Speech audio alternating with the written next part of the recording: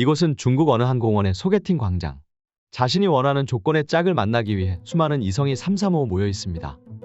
妈呀，叔叔2万已经够低了，你看1年12个月，那1个月2万，那总年薪才20几万。 그러나 어쩐 일인지 여성은 어르신들과 말다툼을 이어나가고 있는데요. 조금 나이가 들어 보이는 또 다른 여성. 그녀는 이제는 더 이상 희망이 없다는 듯 끝끝내 눈물을 흘리고 맙니다. 도대체 이들은 어떤 일이 있었기에 이같이 감정적인 모습을 보이는 것일까요? 지난 11일 중국에선 자신을 어필했을 뿐인 한 여성의 영상이 네티즌들 사이에서 크게 화제가 된 일이 있었습니다. 我今年38岁了，硕士学历，是一个优质的大龄剩女。我本来以为在杭州这个地方，我可以找到一个同样优秀的大龄剩男，但直到我今年38岁了，我才醒悟，就我认为优秀的那些大龄剩男根本看都不看我一眼。现在追我的都是一些农村单身汉，也就是说，我想嫁人的话，现在只能嫁到农村去生活了。 자신을 석사를 졸업한 38세, 능력 있는 양질의 여성이라고 소개한 여성. 하지만 본인의 수준과 맞는 남성은 좀처럼 찾아보기 힘들다며 투덜대고 있습니다. 심지어는 직장에서 열심히 뛰며 스스로를 레벨업하고 있음에도 불구하고 비슷한 수준의 또래 남성들은 그녀를 외면하는 것 같다며 중국 남성들을 비난했던 것. 이에 어처구니 없었던 중국 네티즌들은 출산 능력이 떨어지는 나이든 여성이 아닌 젊은 여성을 좋아하는 건 인간의 본능이라며 반박을 하기도 했죠. 실제로 30을 넘어 40줄에 접어든 중년 여성들은 이상하리만치 자신이 20대 여성보다 더욱 매력적이다며 착각하는 경우가 많은데요. 재미있는 사실은 최근 들어 중국에서는 이와 같은 나이든 여성들이 결혼을 하지 못하는 현상이 수년간 지속되며 중국 정부의 주요 골칫거리로 작용하고 있습니다. 실제로 이러한 중국 남성들의 선호도는 길거리 인터뷰를 통해 고스란히 느낄 수 있었는데요. 为什么男人都不大愿意娶大龄剩女？这我就不太了解了。其实，一般男人的眼光可能对大龄剩女有点偏见吧。大龄剩女可能爱情经历多了吧，然后对这些各个方面要求都特别高吧。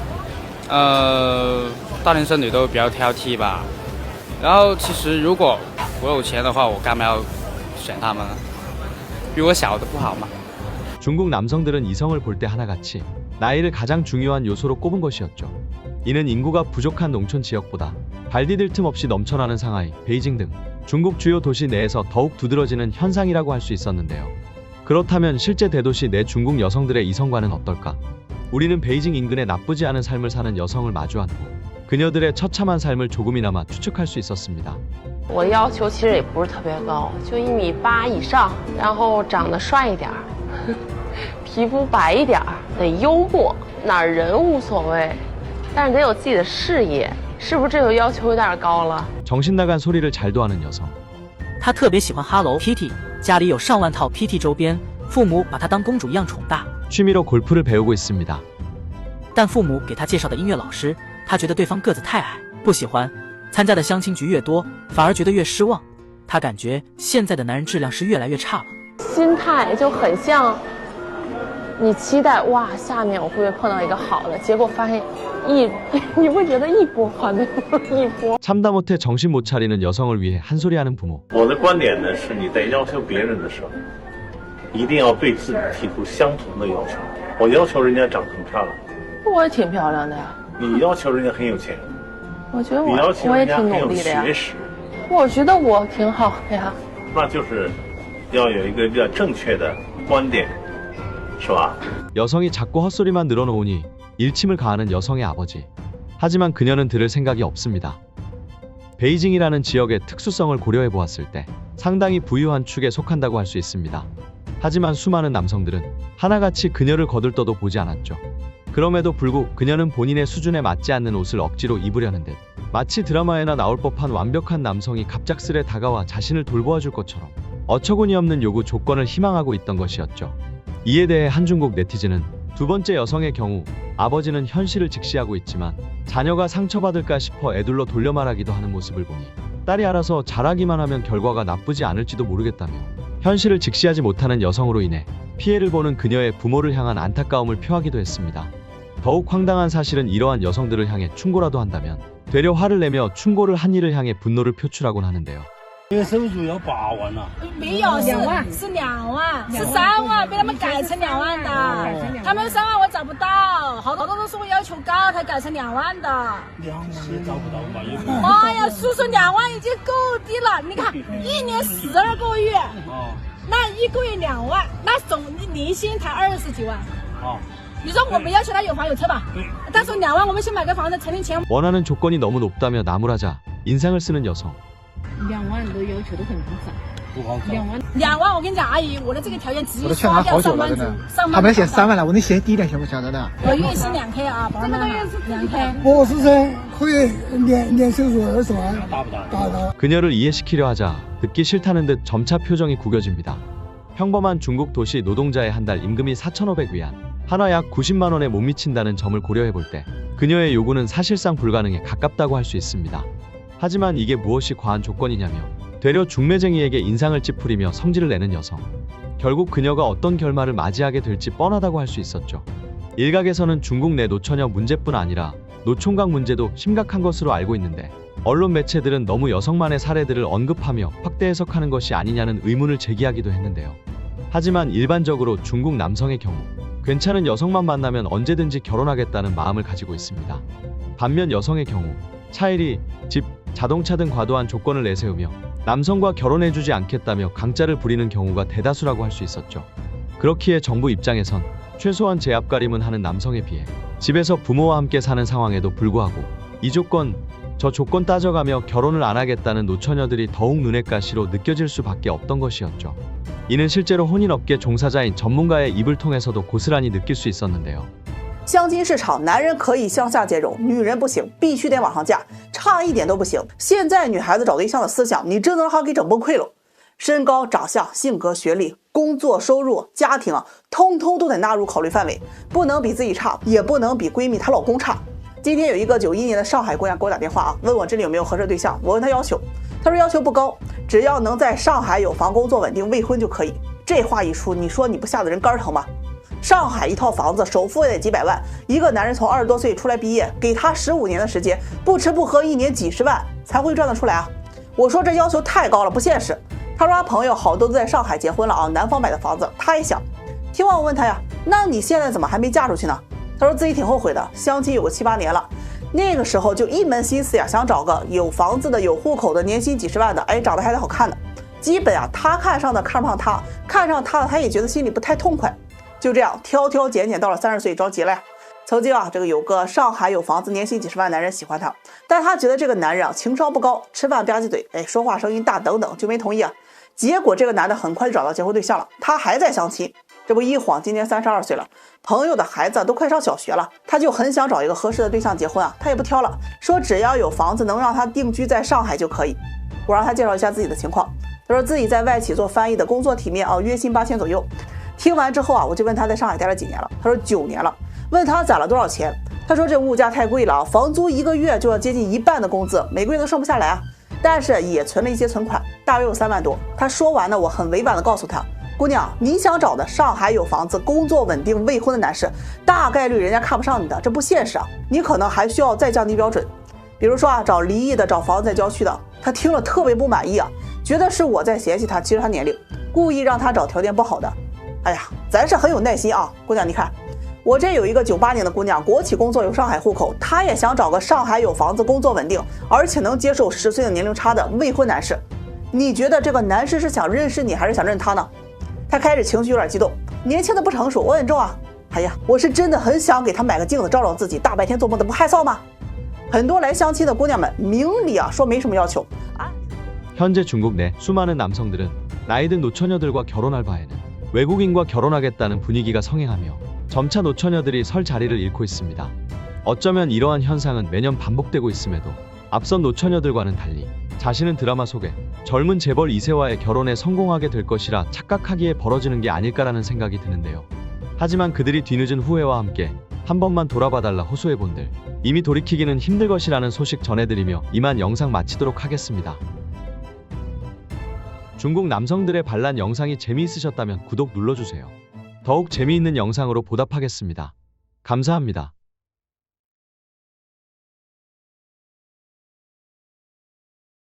여기도, 또 여기도, 그리고 여기도. 죄다 분홍색 종이뿐입니다. 중국 미혼 남성의 인구수가 여성 인구를 최소 3천만 명은 상회한다는 기사는 연일 언론 매체를 통해 보도되고 있습니다. 그러나 이상하리 많지 중국 노처녀의 인구수 역시 줄지를 않고 있다는 것인데요. 상식적으로 쌍방 모두 결혼을 희망하고 있지만 그 누구도 상대방과 결혼으로 이어지지 않았다는 소식은 앞뒤가 맞지 않는다고 할 수 있었는데요. 중국 국가통계국 MBS에 따르면 베이징의 노처녀 인구수는 무려 80만 명을 육박했으며 그 뒤를 상하이, 선전, 광저우 등 베이징보다 더 많거나 엇비슷한 인구수를 유지하고 있었습니다. 실제로 중국 내 대도시 공원 인근 소개팅 광장에서 그러한 현상이 두드러지고 있었는데요. 그 비율은 무려 남녀 각각 1대 9에 이를 정도로 압도적으로 여성이 많은 비율을 차지하고 있었으며 괜찮은 조건의 남성이 나타나기라도 한다면 행여나 놓칠세라 수많은 노처녀들에게 둘러싸여 순식간에 누군가가 낚아채기 바쁜 것이었죠. 나이가 지긋해 보이는 한 여성이 불평을 합니다.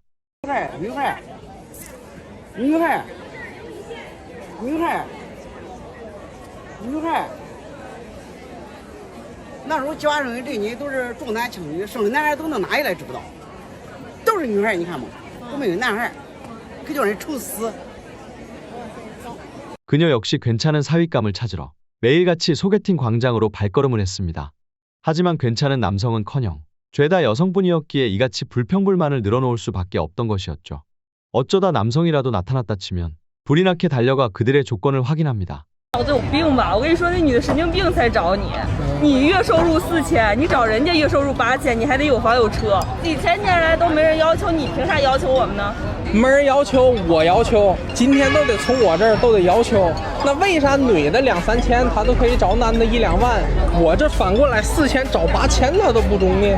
정작 자신이 찾는 남성상은 본인보다 최소 10배가량 높은 연봉을 내걸면서 되려 남성이 원하는 연봉이 고작 2배를 넘었다며 나무라곤 합니다.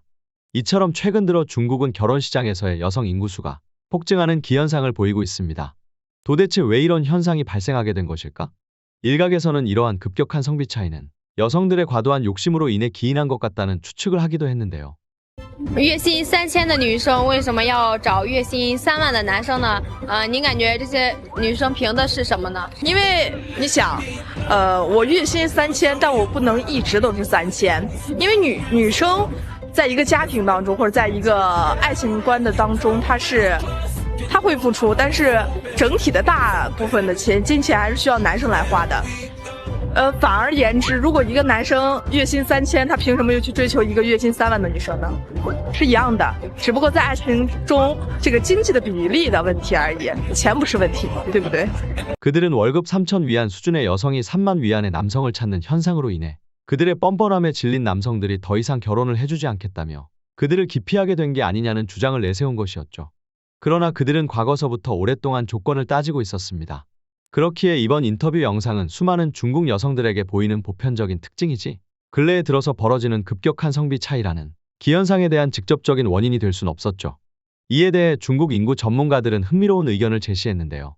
바로 이전 세대들의 남성과 다르게 최근의 남성들은 굳이 결혼에 목매지 않는다는 주장을 내세운 것이었죠. 그들의 주장에 따르면 과거 2000년대 초반만 하더라도 차일이, 집, 차 등 여성이 요구하면 요구하는 대로 모든 조건을 완벽하게 갖추려 노력하기 바빴지만 최근에 들어서는 오히려 여성과 마찬가지로 묻고 따지는 남성이 늘고 있기에 이 같은 결과가 초래된 것이라고 결론 내렸죠. 실제로 중국의 평범한 남녀 간의 소개팅 장면을 통해 이러한 분위기를 고스란히 느낄 수 있었는데요. 你好，你是阿姨介绍的是吧？是的。今年36了吧36了。你房子买在哪里啊？我房子还没有买呢。那你今天车子停在哪里啊？我车子也没有买。车子、房子都没有，那你有存款没有？存款暂时也没有。存款也没有。那你今年36了，你存款、车子都没有。那从现在开始你就不要跟我说话了啊，我也不跟你说话。我们到前面呢，我找个星巴克那个店，我给你点杯咖啡，我们在那边就玩半个小时手机，然后我们各回各家，各走各忙。因为我们现在是父母介绍、亲戚介绍的嘛，给父母他们一个面子，然后你就回去你就跟父母说嘛，你就说没有看上我。你这么说我就不太明白，你是有诚意过来相亲的吗？我是有的呀。那我也是有的，那是为什么你一上来就问我有车有房有钱没有呢？这不是你们男人该准备的吗？那我来相亲，我需要准备这些干什么？而且你态度还这么强硬，你凭什么就看不上我呢？因为我就没有看上你，因为你是索取型的，你是阴包入住型的，所以我觉得我跟你没有深入下去的必要，没有了解的必要，所以我们到前面坐一坐，给双方父母一个面子，你回去我也回去，是不是？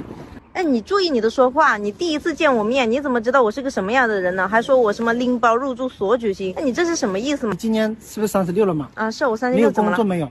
有啊，是吧？你每个月有工资，你现在又没有存款，你每个月你吃光用光花光，一个月光族，你车子房子存款都没有，感觉你这个人对生活没有目标，对你的未来没有规划，而且我感觉你自己也没有安全感，是吧？你现在就想着相个亲，也要耗你老公，把车子房子存款搞定，完全耗别人，你这就是所举行拎包入住行吧？ 남성이 조목조목 따지자 당황한 여성은 억지를 쓰기 시작합니다. 你说的好搞笑哦！现在小姑娘月光不是很正常吗？一个月吃吃喝喝，买完衣服就花完了呀。那我们女人可是要给你们生孩子的呀。那你们你看你思想又落后了吧？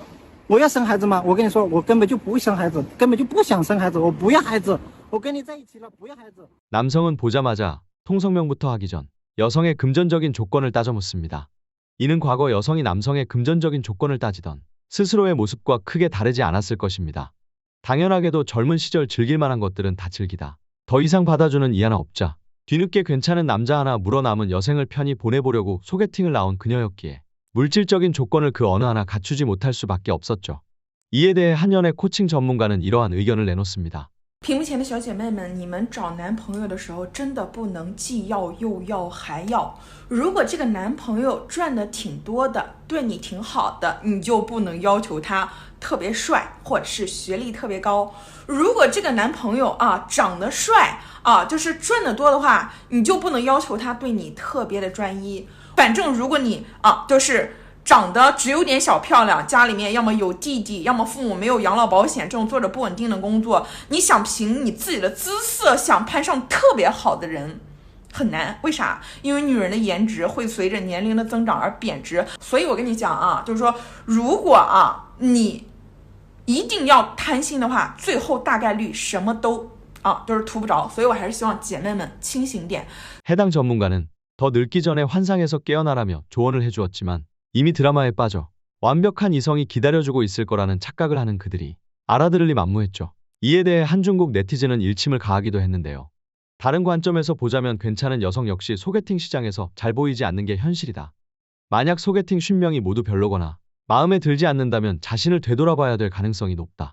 아니면 싱글로 지내야 할 듯. 이 같은 그의 발언은 많은 이들의 공감을 이끌어내기도 했죠. 최근 들어 중국 정부는 27세 이상의 미혼 여성들을 잉여 여성이라 칭하며 국가적 문제로 규정하고 결혼할 것을 사회적으로 압박하고 있습니다. 그러나 정작 노처녀들은 자신들의 이야기가 아니라고 착각하고 있는데요. 방송에서는 연일, 연하의 부자 남성들이 노처녀를 향한 구애를 일삼는 허무맹랑한 드라마가 연일 인기를 끌고 있으니 말입니다. 하지만 그들이 아무리 새로운 단어로서 스스로를 포장한다 한들 이미 똑똑해진 남성이 그들을 되돌아볼리는 만무하다는 소식 전해드리며 이만 영상 마치겠습니다. 중국 내 노처녀가 증가하게 된 원인이 유익했다면 구독 눌러주세요. 더욱 재미있는 영상으로 찾아뵙겠습니다. 감사합니다.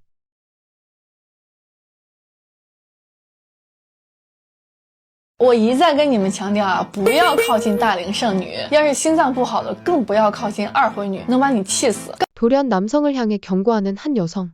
그녀는 이번 사태가 어처구니가 없다는 듯 고개를 절레절레 젓고 있습니다. 도대체 어떤 일을 겪었기에 이 같은 반응을 보이는 것일까요? 얼마 전 중국에서는 때 아닌 길거리 인터뷰 영상이 네티즌들 사이에서 크게 논란거리로 떠오르는 일이 있었습니다. 바로 노총각과 노처녀, 둘 중 결혼을 하지 못한다면 누가 더 비참할 것인가라는 문제였는데요. 大龄剩男和大龄剩女谁更惨一点？肯定是剩女啊。为什么？因为她大了没人要了嘛。剩女呢，要么就女强人，要么就丑那种，对吧？我觉得男的惨一点吧，因为男性比较多。我觉得大龄剩女更惨一点吧。为什么呢？因为怎么说呢？我觉得剩男的话，他们可以出去找一些需求嘛，剩女的话就不一定可以去找需求了。我觉得都不惨吧，剩女吧。为什么呢？就是这个我说不出有，就是直接觉得剩女吧。为什么呢？其实我觉得都不可怜啦，我觉得现在。那如果你已经是一个大龄剩男的话，你会娶一个大龄剩女吗？不会。为什么？其实我觉得现在不一定要结婚。大龄剩女啊。为什么呢？因为女的越来越不值钱了。那男的呢？男的不是说越老越吃香吗？ 이에 여성으로 추정되는 한 중국 네티즌은 해당 영상에 어처구니가 없다는 듯 황당해하며 그들의 주장을 즉각 반박하기도 했는데요. 스스로를 비혼주의자라고 밝힌 그녀는 원하지 않기 때문에 결혼을 하지 않았을 뿐 지금이라도 당장 마음만 먹는다면 언제든지 결혼을 할 수 있다며 자신감을 드러내는 한편 일반적으로 남성의 경우는 능력이 부족하여 결혼까지 이어지지 못하는 경우가 많지만 여성의 경우에는 스스로가 아까워 결혼하지 않으니 결국 아쉬운 것은 남성 쪽이라는 주장을 내놓은 것이었죠. 실제로 그녀의 주장이 영없는 말은 아니었습니다. 중국 역시 북의 사회인 점을 고려해 볼 때 여성들은 남성보다 가정에 더욱 얽매일 수밖에 없다는 것인데요. 어떤 남성을 만나느냐에 따라 인생이 천차만별로 달라진다고 할 수 있었기에 어떻게 보면 영없는 말은 아니었던 것이었죠. 하지만 재미있는 사실은 이런 여성들의 여유 넘치는 주장과는 다르게 실제로 30대에 접어들어 홍기를 놓친 여성, 소위 말하는 골드미스들은 앞선 네티즌과 정반대의 반응을 보인다는 것인데요. 加了20多次亲了，没有一次成的。我每次跟人家说完年龄的时候，人家都吓一跳。大龄剩女是最痛苦的，甚至有人会怀疑我们生孩子会不会也已经有了问题。而且我发现相亲市场，我们这种女人最多了，甚至在这条路上徘徊，花了大几十万都找不到对象的。本质的原因就是因为她们自己的思想体系太成熟了，她们总是会不小心的给男性太多的压迫感。所以相亲市场啊，男士更吃香，女性嘛。 一般吧. 해당 여성은 객관적으로 보았을 때 외모도 썩 나쁘지 않았기에 그나마 나은 상황이라고 할 수 있었는데요. 그럼에도 불구하고 이 같은 반응을 보였다는 점을 미루어 볼 때 확연히 한국보다 중국에서 여성의 나이를 더욱 중요한 요소로서 엄격하게 본다는 점을 알 수 있었습니다. 여기 앞선 여성보다 모든 면에서 상황이 악화된 여성이 있습니다. 그녀의 상황은 더욱 처참하기 짝이 없었는데요. 但是我平时老给自己一些很积极的暗示，就是凡事发生必有利于我。35年了，我都不知道他利在哪儿了，把我利成什么样？利到35岁还没有结婚。所有人说结婚一定得趁早，就是尽量在28岁以前把自己嫁出去吧。因为到了30岁以后，你就会真的发现，就是你相亲的质量在下降。 人数在下降，就别人会因为你年龄大了，就只要是个男的就会跟你介绍，也不管跟你匹配不匹配，介绍人也会觉得你年龄大了，你配不上更好的了，就只要是个男的就会往你这儿塞。年龄大了之后呢，无论你再优秀，除非你的运气很好，你能嫁一个自己很满意的，不然真的就是要么有家庭条件，但是要么就是二婚。 不带孩子，或者是二婚带孩子的，就是选择真的是少之又少。